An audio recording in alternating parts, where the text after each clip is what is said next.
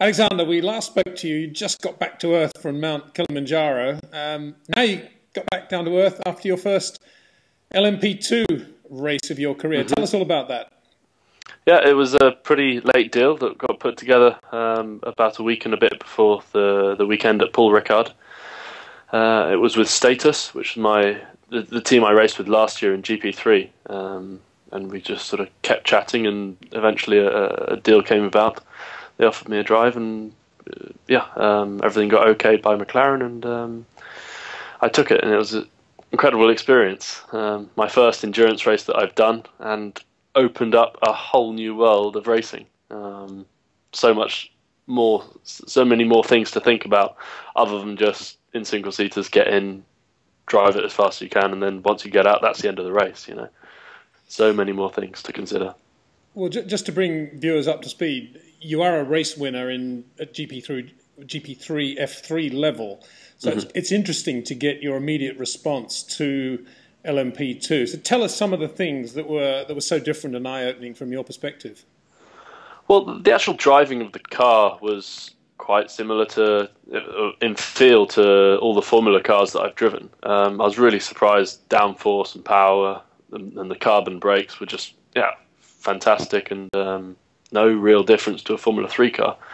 But when you've got a 6-hour race shared between 3 drivers in the same car, and you've got to work out a strategy of when to put which driver in at what time during the race, and then you've got your pit stops, which, the first time I've done proper pit stops during the race, and then you've got different tyre compounds to use, and then choose which driver does qualifying, because only one out of the 3 drivers does quali. Just lots of different small things which on the face of it might not seem that big, but actually when you're a driver involved in the team going racing, then it's really makes fundamental differences to how you do your job. You're in a Lola-Judd. Can you describe a little bit what that was like around Ricard? What was it like around Scene, for example, the very quick right-hander? That was flat. I was quite impressed. The first few laps out there, I had a bit of a lift, and I was like, "Oh, this is feeling quite planted." I was like, "No, sod it, I'm gonna try it flat," and it held. And I was like, "Wow, I think you're sort of doing about 285 kilometers there every single lap." And to just go flat out around a 90-degree bend is quite amazing. Well, and the next double right-hander is quite fun too. Yep, that was great fun, but. As I said, it's just like driving a single-seater. I mean, the Lola produces good downforce. I don't know what it's like compared to other prototypes. Looking at lap times, you'd say it's similar, but I think we were able to find a good setup straight away. Thanks to Lola, I think they gave us some feedback on what they'd learned so far.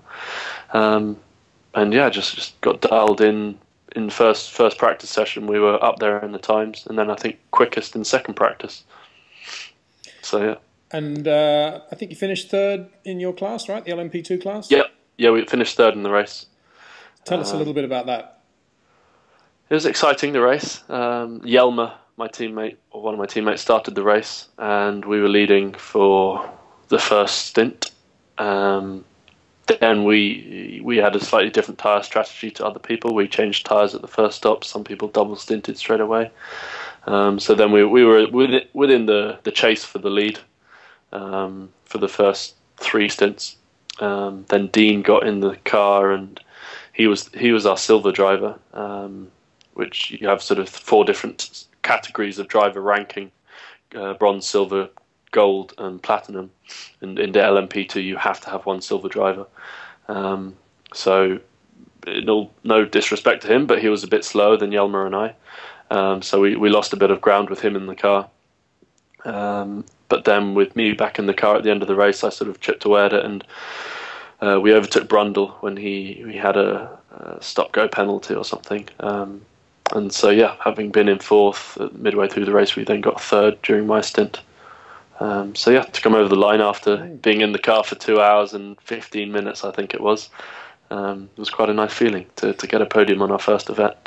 Well, congratulations on that. I can imagine it was a great feeling, more of a team feeling perhaps than you've experienced before in your career. Yeah. Alexander, tell us about the rest of the year now in terms of the number of races you're going to do and any other plans you may have. Well, I've still contracted to McLaren. You know, I continue to test and develop the 12C GT3 car that we've got. I would still hope that I'll be able to do some racing in that later in the year. Nothing confirmed, no plans yet, but we're working hard on trying to get that racing in that. And I'll be doing the rest of the European Le Mans Series with Status in the LMP2. And yeah, so I mean, I'm still looking to do as much as possible in my first year in sports cars to try and get as much experience in endurance racing, so that next year and in the future I'm as attractive as possible for the manufacturers. Well, and one imagines from McLaren's point of view, it's very good to see you out in LMP2 getting mileage like this, getting road dust like this. It can only enhance your status, for want of a better word, at McLaren.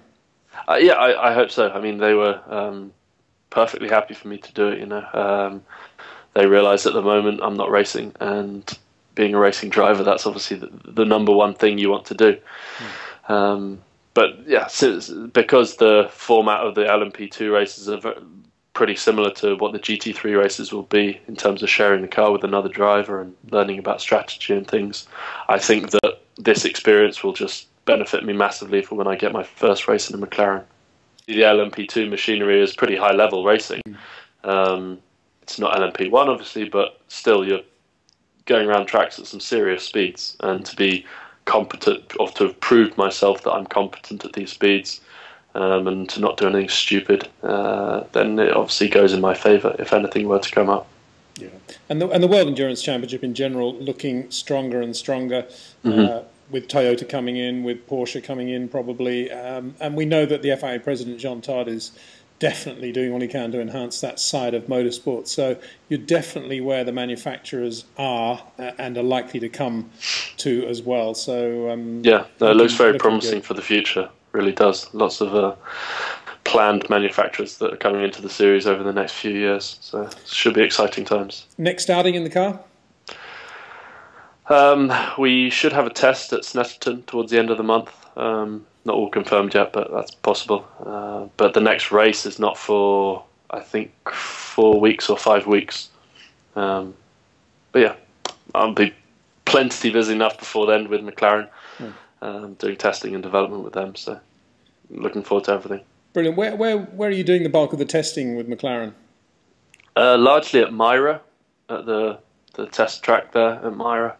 And then, I don't know, once, twice a month in general, I go out to circuits, and I've been to Hockenheim and Ricard, Jerez, and various different places with McLaren, or with their customer teams. Sometimes they ask for my services. So brilliant. Well, you're getting more seat time, really, than you would if you were racing GP3. Yeah, definitely at the moment, yes, definitely. So I really can't complain at all. I'm very happy where I am at the moment. And yeah, the future looks bright.